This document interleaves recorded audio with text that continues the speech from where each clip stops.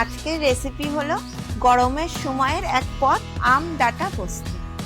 তাহলে চলো বানিয়ে ফেলি।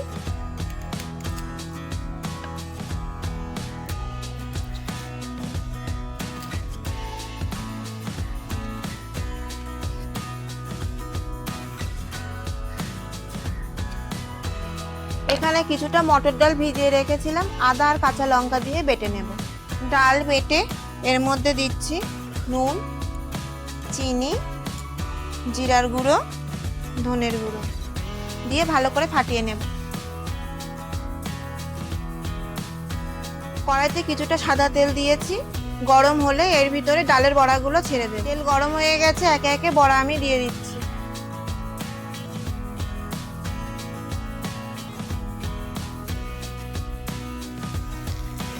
ডালের বড়াগুলো ভাজা হয়েছে, এবার আমি হালকা হালকা ভেঙে ভেঙে নিচ্ছি। এখানে কয়েকটা বাদাম আর পোস্ত, কাঁচা লঙ্কা, আদা ভেজানো আছে, একসাথে বেটে নেব। কড়াইয়ের ভিতরে আমি কিছুটা সাদা তেল দিয়ে দিলাম। তেল গরম হয়ে গেছে, 5 ফোড়ন, হিঙের গুঁড়ো দিয়ে দিলাম, কেটে রাখা ডাঁটাগুলো দিয়ে দিলাম। একটু নাড়িয়ে চাড়িয়ে ঢাকা দিয়ে দেব ডাঁটাগুলো সিদ্ধ হওয়ার জন্য।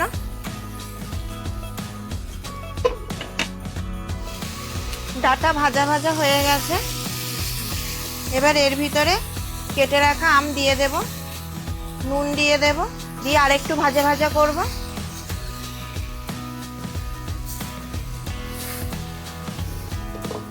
ডাঁটা ভাজা ভাজা হয়ে গেছে, এরপর এর ভিতরে পোস্ত বাটা, ধনের গুঁড়ো দিয়ে ভালো করে নাড়াবো।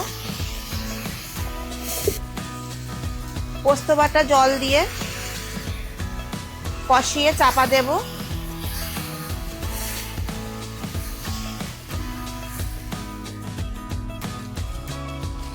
আম ডাঁটা বেশ কিছুটা সিদ্ধ হয়ে গেছে, এবার এর ভিতরে স্বাদ অনুযায়ী চিনি,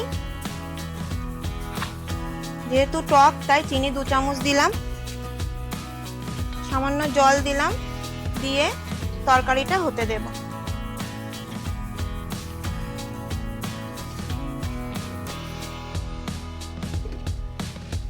ডাঁটা আম একদম সিদ্ধ হয়ে গেছে, এর ভিতরে এবার ভেজে রাখা ডালের বড়ার গুঁড়ো দিয়ে দিলাম।